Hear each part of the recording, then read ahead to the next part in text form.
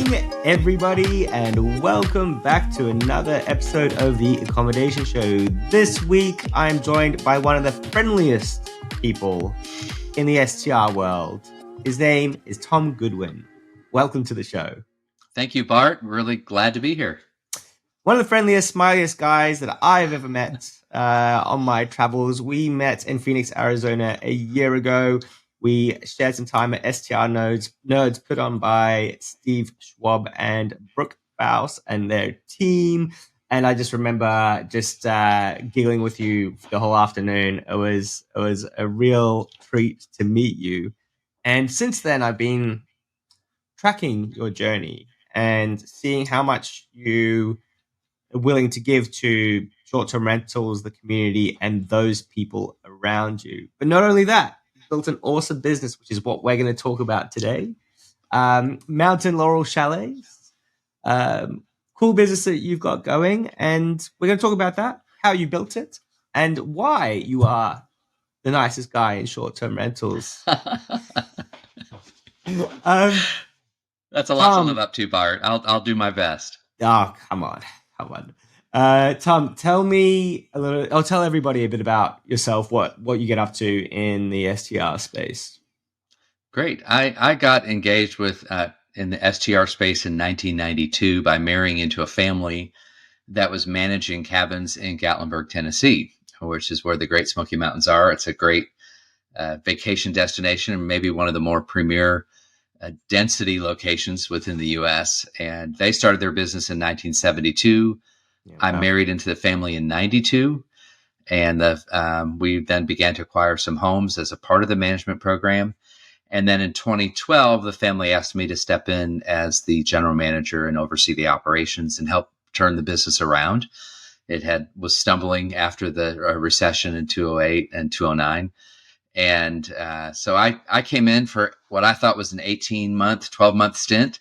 And 13 some years later, I now own the company with my wife, and we're running the business and falling in love with hospitality and short-term rentals. Yeah. Well, and what were you doing before that? Sort of what kind of, obviously they said, hey, come in and give us a hand. What kind of qualified you to be the person to jump in and start to check things around, you know? I will clarify that. They said, Tom, we think you are the most qualified in our family. So there was 3 children and 3 spouses. So they felt like I could offer something. I was working for a global religious nonprofit, and I was a national director of operations, brand, and conferences and events. Yeah. So with that, I did a lot of hospitality, a lot of marketing, branding, and leadership development. Yeah, gotcha. Okay, so look, let's get into it, I guess, because a short episode is a good episode. When you said that the business was struggling and you were going to turn it around, what did the business look like at that particular point? And obviously, it's kind of interesting because in 72, like the vacation rental, short-term rentals, it's not what it is today, right? And also, when you were asked to turn things around, the industry as we know it today was just kind of scratching at what it is today, right? So you would have been kind of almost on the cusp of like massive change and the massive revolution, be it with Airbnb and the OTAs and the consumer perception of the segment itself. But it sounds like you were managing properties, or the business was, back in 72. Yes, we were. My in-laws moved to Gatlinburg in the 50s, and my father-in-law was an engineer and then a general contractor, and my mother-in-law was the first kindergarten teacher in the county. And so they were basically homesteaders in Gatlinburg, and they just stumbled into hospitality because they lived in a resort area where there were just vacation homes. No one rented out their homes. They used them as their own private vacation homes. And those owners would give the keys to their homes to my in-laws and ask them to watch over their home in the winter, to do things like check the water, the temperature, and so forth. And when they would come in and get stranded up, my in-laws would drive their 4-wheel drive and bring them their newspaper, their milk, their prescription drugs, things like that. So they were just being hospitable. They were being what we call good neighbors. Those good neighbors began to die off and leave in their wills a first right of purchase to my in-laws. So they began to acquire properties Ah, in this area, which was known as Chalet Village. It's a 60-year-old community where people had vacation homes. And so that just evolved into, hey, I think we can do this as a full-time business. They were the third vacation rental management company in Gatlinburg, and they're the only remaining one of those three. And so they would put an ad in a very popular magazine in the United States called Southern Living, and it was a target audience for hospitality and luxury and vacationing in the southern part of the United States. Twice a year, there would be a 1/4 page ad, and they got all their business from that ad. wow. And people, and Do they you ran know, their do you know how much it cost them back then? for one of those ads. Yeah. I think it's probably like $1,000 So per one of those ads. that's a fair whack, but back in Yeah, the 70s, right? yeah. So their first homes that they started to rent were $25 a night. So Yeah, and yeah. so So it was $1,000 is a well, massive investment, the right? Southern Living thing really came about in the 80s. That's when it really became the business began to grow, and people started thinking other people can do this. So we found our niche with our repeat guests, and Southern Living was the magazine that helped us. Amazing. All right, I'm gonna fast forward a little bit. So Tom's wasn't there, and then Tom's appeared after 20 years of the business being around. I think from what I remember the Yes. math there, and so you turn Yep. up, then you marry into the family. Yep. You met my wife, Susan. We had an interesting Yeah. Uber ride in That's Phoenix, right? right. Yeah, I married in the family in 92, and we were the parents ran the business, and we were just beneficiaries of their generosity, and they would gift us properties, and we began really kind of having an interest in vacation rentals. But we also realized this was a family enterprise, and I was the outlaw. I was the son-in-law, Sure. and though was loved and embraced by the family, we never really questioned what the parents did until about 2012, when we realized things don't seem to be working as well as they might appear to be working in the business. So we began to look behind the curtain and realize that financially there was some compromises in the business with the leadership. And then we, as children thinking towards the future, decided we need to ask more questions and help our parents out. And in that time, the parents said, "Hey, we've done all we can do. Y'all take it on over." And the three children, my wife and her sister and brother, decided that Tom would be the one that could help turn the business around. Particularly as well because if you've got three siblings, I think it's a little bit harder. But if you've got someone that's a bit external, there's advantages to that in terms of coming in and really doing a bit of the tidying, and not having a lot of the biases that you have as a family member. Well, I do think one of the benefits is that we were really fiercely defensive to maintain the family legacy and the journey and the story that my in-laws had invested so much in, not just as a business, but as a place where people's lives were really impacted, from employees to guests in the community.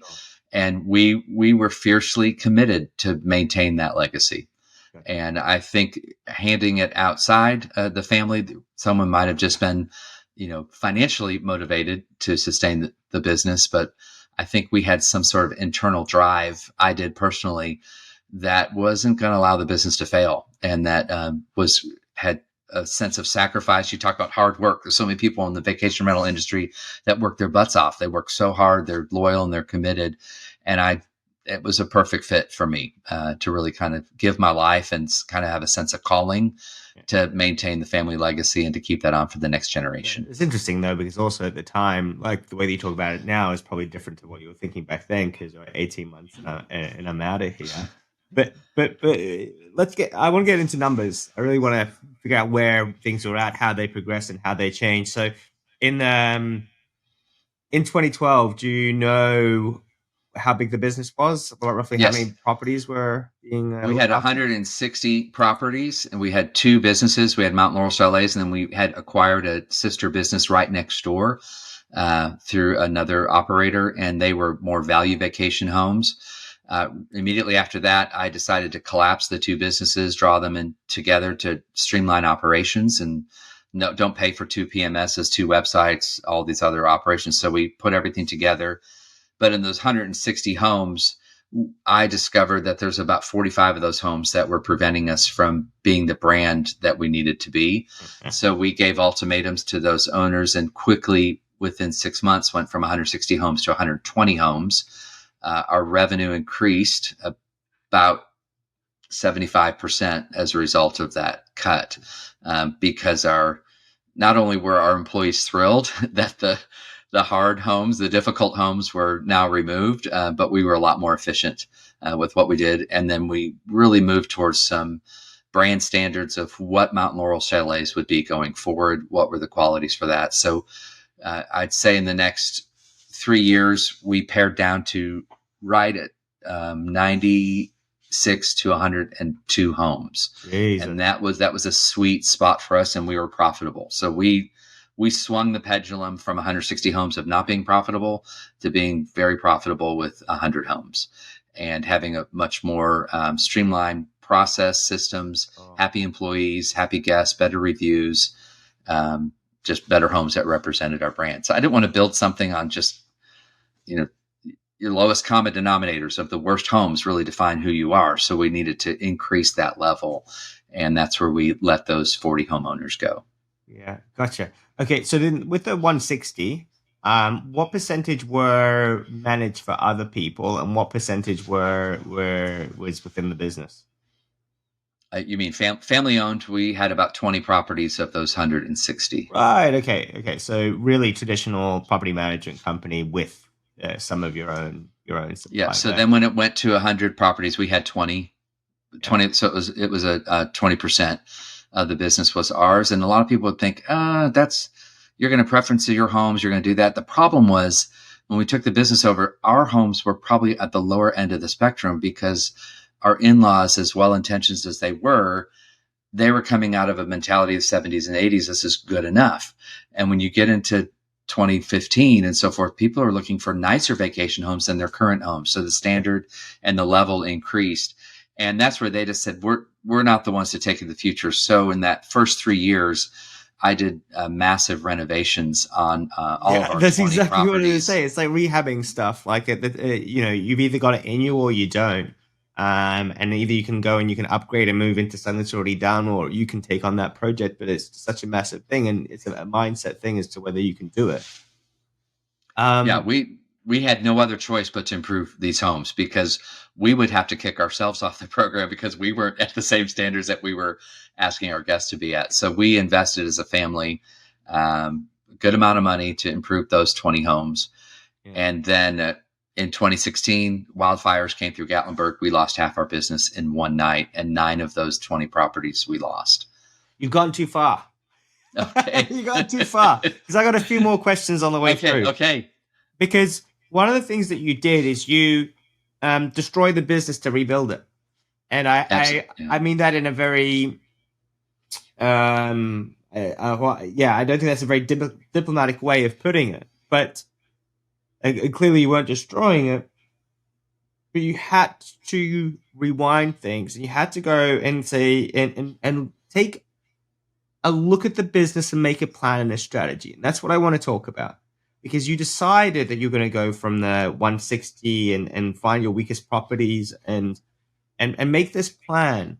But I really want to understand how, it's probably obvious in hindsight, but how you decided when you're looking at the whole business in 2012 and things aren't going right, how do you dig in to find out where things are going wrong before you find the opportunities of improving things? Well, there was a lot of easy anecdotal evidence just by our employees, and you ask them, what are your problem homes? Well, who are your problem owners? Who's causing the greatest pain points, and what's preventing us from growth? And we then did an objective analysis of every home, put each one of them through an audit, created a brand standard of what was going to be required to move forward, and we compared homes to one another, each other on the program. And then we gave our owners the opportunity to make their improvements and improve their homes. And if they didn't want to, then we terminated their contracts. But I knew that having 100 good performing homes would increase morale. It would increase employee efficiency. It would increase retention of employees. Similarly, we had about 30 employees and 10 of them needed to go. And by not letting them go, it perpetuated a problem of slackness and people creating their own workflows and their own job descriptions. And so we did the same thing with our employees. We set a standard, a brand standard of what was going to be required. We gave them the opportunity to meet that standard. And if they didn't, we let them go. So not only did we reduce homes by, 25%, we reduced our workforce by 25% as well.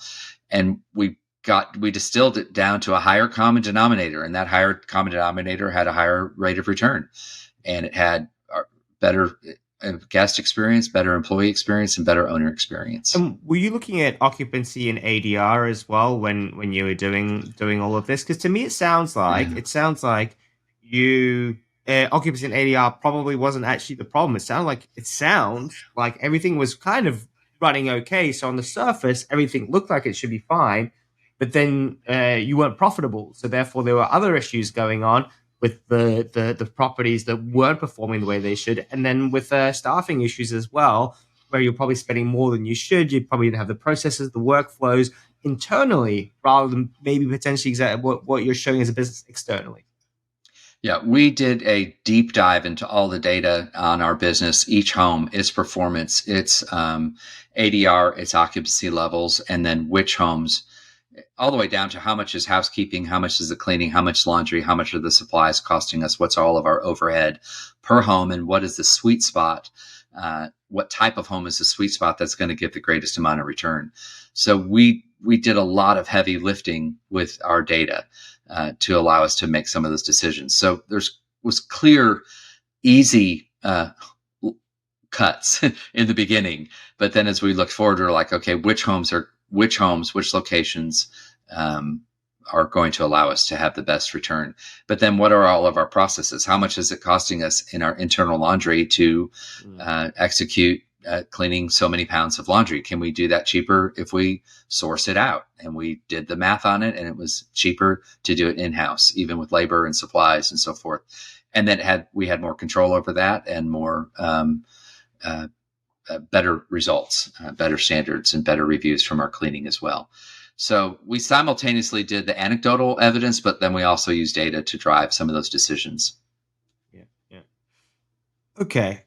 So then you're also, at the time as well, you said systems processes. Did you go in? I want to kind of get into your mind and the family's mind at the time. Yeah, we need to make some changes. We're going to look at these properties. We're going to look at staffing, systems processes. How do you prioritize which parts you're going to kind of start to handle? And then how do you also communicate these massive changes? Do you just go in and just tear it off like a Band-Aid and just go, hey, guys, Tom's arrived. We're doing things differently because it's urgent and you need to fix it? Or was it a bit more over the next 6 months? We're gonna tackle these big issues and do one thing at a time, or a bit of both? Human resource wise and employee wise, it was like pulling a Band-Aid off. We immediately came in and said, this is the new way that things are going to be running. We interviewed every employee and then determined based on those interviews, are they on the go forward team or are they on the let go team?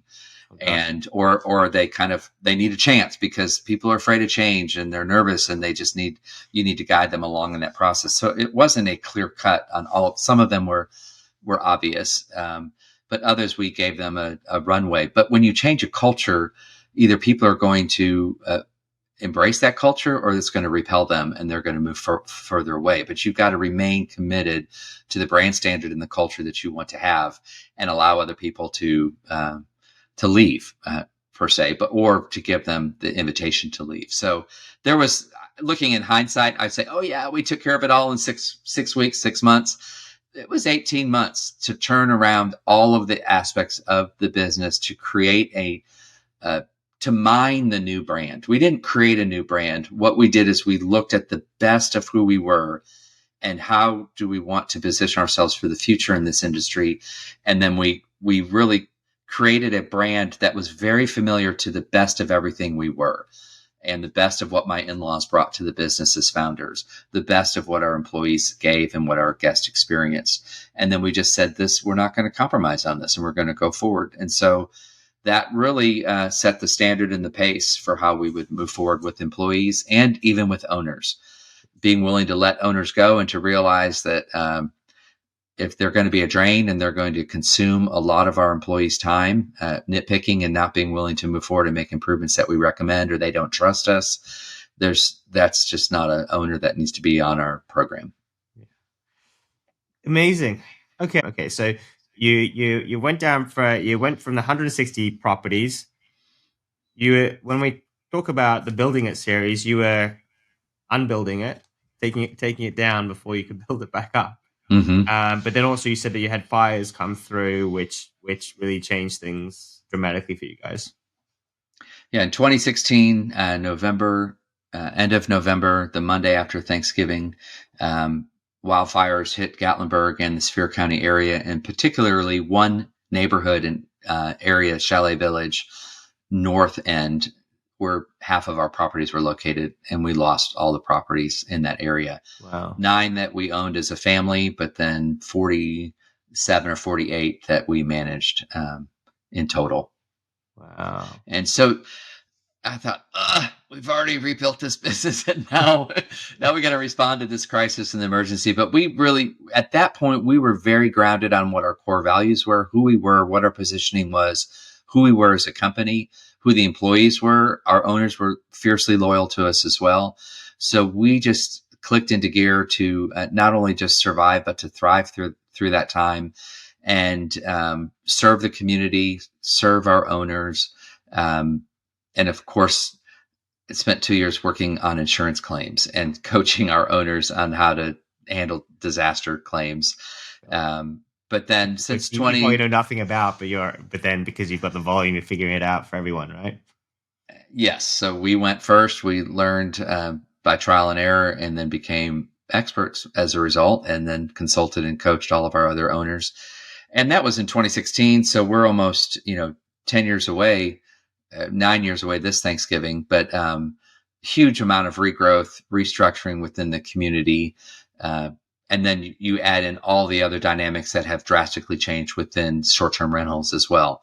So talk to me about those dynamics. What would you say has changed, and what do people need to be thinking about or looking at within their own businesses to sort of grow? Yeah, I think I kind of feel for those operators or STR owners that come in and are totally servants of the OTAs, that they're surrendered to them because they have no other option but to allow them to lead and run their business. It's kind of how you build your business, right? Yeah, it's for us, I guess we're just looking at a segment. We have an incredible direct booking percentage. We didn't onboard with Airbnb until like 18 months ago, a year and a half. Wow. So we were holdouts, and Gatlinburg in a sense was a holdout as well. It was a very much a VRBO community from Expedia in 2012 on.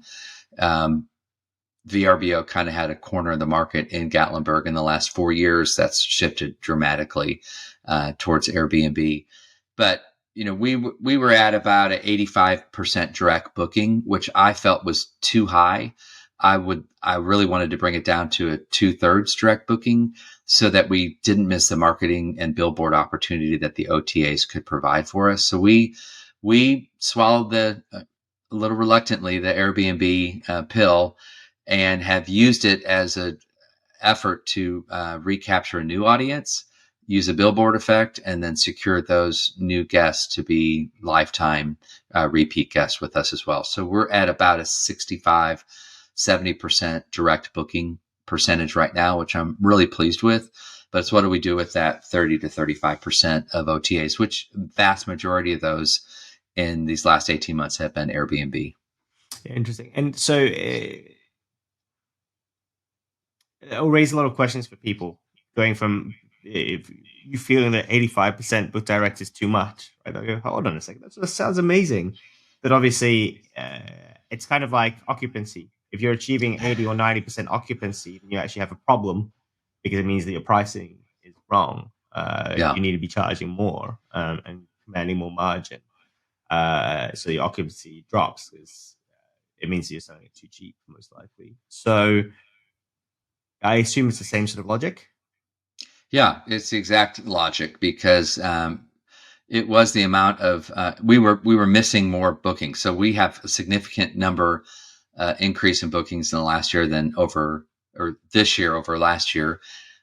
Another factor that is we've added 19 properties to our program in the last year, so there's been a significant amount of growth, which is great. But it's still at a 30% OTA growth. Our market has experienced dips in the ADRs, definitely. And we've maintained our occupancy levels, but we've dipped in ADR, and we've been able to capture that through our OTA and Airbnb partnership. I just realized that we've just thrown a whole bunch of acronyms in for everybody to go. Oh, sorry about that. No, it's fine, right? We're just so used to it, right? Be it an OTA to an ADR to an occupancy. We'll put it in the show notes, folks, as to what those different acronyms are. And if you don't know them, then wrap your heads around them because they're very important. If you do know them, then good on you. How many properties are we at as of today, Tom? We're at 98 properties on our program. And what was so 160 was the peak? Yes. Okay. And then aspirationally, when we talk about growth, so you clearly, we've got Book Direct. We're adding more channels, more distribution channels to our mix so that we can have a higher occupancy and good average daily rates, which we're fighting with at the moment, as well as you can say. And then got to 95 properties, but there is more room for growth. What does growth look like for your business? Growth, we would like to move to 120 in our next step in 2026. We're right at about 100 now.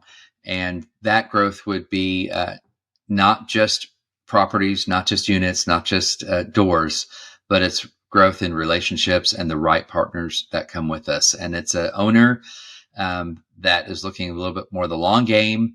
And our niche in our market, I think we've carved it out really well, is we have a high standard of management and maintenance of the homes. So we work primarily with owners that have an emotional vested interest in their properties and not just a financial interest. Mm-hmm. Of course, their interest is that when they come to visit the home, that it looks great, things aren't lost, it's not missing, nothing's broken. And when that does happen, the management company is aware of it and will take care of it. We charge a premium on our commission rate.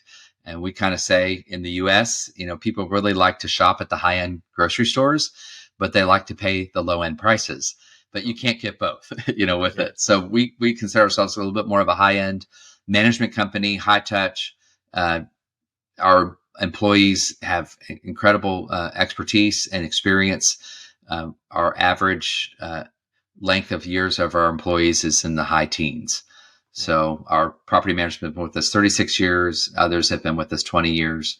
And so it's a seasoned team. Our cleaners are exceptional.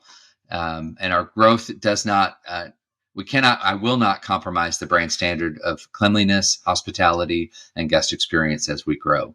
And so I've got to onboard new staff, new employees that are aligned to that brand standard in order to accommodate that growth. And what I see with most of our competitors, they've outgrown their ability to serve at a level that would be beneficial to the owner or the guests. It's an interesting compression in margin as a property manager. It can be really dangerous. All the most successful businesses I've seen always command a higher margin, which is counterintuitive. You'd think, oh, well, if you want to grow fast, you've got to discount your margin. But the reality is, if you want good people managing your property and a great company doing it, people have to get paid. They need to have decent salaries and they need to have a half decent car. Because they're not going to do the hard work and they're not going to look after your property. And I think that it's a really interesting point that you made that, it's the difference between an investment vehicle and a home.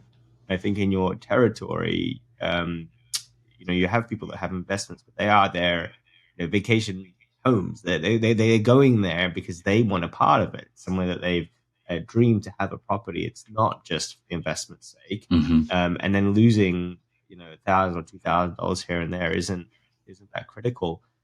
I just want to go back to as we start to wrap up.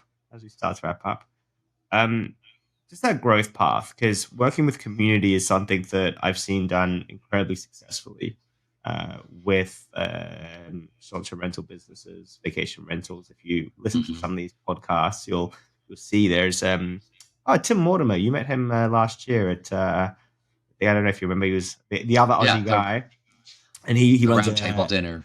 He runs a festival for the local community. So there's all sorts of things that you can do. A lot of other episodes that we've done with the Building It series, people have talked about acquisitions, so going and acquiring other businesses. And even if it's 10, 20 properties, have you done any acquisition? Have you thought about it? Is it a way that you guys could grow? Yes, I did an acquisition, and it's been a good learning curve for me. It was a company with about 24 properties, and acquired that, and we're still managing less than half of those properties because we ran into the same situation of quality of homes and homeowner relationships and maintaining it. But I really like growing owner by owner as opposed to acquiring someone else's portfolio, because what comes with that is a history. We had some of those new owners calling us with real pain and real hurt of what they've experienced in the past from the former management company. And that was imputed onto us. And they assumed that we would treat them as unfairly or as not serving them. You're not starting on the right playing field. No. And so when we start on the right playing field and we vet our owners, and it's, maybe 20 or 25% of the new potential homes that we reach out to actually join our program because of the standard level of what our services are, what the charges are for that, and reciprocally, if that's a word, what are their motivations as the owner, and are we the best management program for them? Sure. I'm going to end here. Oh no, we'll have two more questions. The growth, you said that you're reaching out to owners. Are you guys outbound or inbound for acquiring new properties? What's the sort of mix look like? We do a light amount of outbound, but I'll tell you, our main outbound is excellent reviews. Okay. And showing up, and I am fierce about capturing the reviews and the stories and the satisfied guests. And so literally most people are calling us, name recognition, referrals, word of mouth, about 2 or 3 a week, which is a great pace for us. And that's allowed us to onboard 19 properties this year. Gotcha. Okay, I'm going to wrap up with one final question. You've been around the block a couple of times in this industry. You've seen a lot of change. You've seen businesses come and go.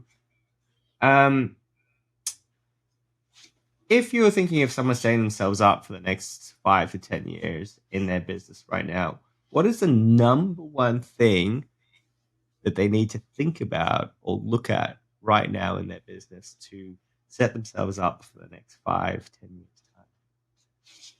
time? I think it's the guest experience, the quality of service, and that goes from the cleanliness of the home to the professionalism of the reservation experience and to the personalization opportunity. And with 100 homes, we can personalize just about every visit, and we can know those guests. People love to be known. They love to be seen. They love to be heard. They like their names to be remembered. And so I'm just thinking, if I can run a business with 100 homes as compared to running a business with 500 homes, I think we can produce a significant profit and quality of life for my employees and myself at 100 homes is the same we could with a much lesser quality product at 500 homes. So I would focus in on the guest experience, the professionalism, and the brand standards of what you have to offer, and setting ourselves apart from just someone looking on a OTA, Airbnb, VRBO, or any of the other ones, and looking for the lowest price just to acquire a room for and get the least amount of money out of it. We look at it as how do we regain a guest for life and a repeat guest that's willing to pay a premium price because their experience is exceptional. Got it. I love it. I love the story. I love the journey. It's incredibly difficult to try to distill. What was it? 25 plus another 8 on there. 30, 32? 33 years. Yeah. 33 years. Yeah. Into 33 minutes. We've got a minute per year, and I'm sure there's many stories. Now, folks, if you enjoyed this story and this journey, then I do recommend that you reach out to Tom. You can find him on the LinkedIn. You can find him. I'm sure you can jump onto the website. If you are enjoying the episodes, then make sure you leave some comments below. If you've got any questions for Tom, you can ask as well. Leave us a review on Apple or on Google or on Spotify. Just basically share it around, and it makes it so that I can do more of these episodes. Tom, looking forward to seeing you soon. Take care of yourself. Thank you so much for sharing your story and your time. And are there any final thoughts? Anything else that we need to cover? No, I'd love to engage with people. Connect on LinkedIn I'm very active on LinkedIn, so feel free to reach out to me there, and would love to host anyone that is interested in coming to Gatlinburg. And if you're interested in coming to Gatlinburg and just observing our operations, it's a small family-owned business, 20 employees, 9 cleaning crews, but I think we have an exceptional product, and I love to share the story with others. Oh, that's a massive offer. Maybe we need to get you to come over here and share your story with us in Australia and New Zealand. Never been, so we could make that happen. All right. Take care, Tom. Take care.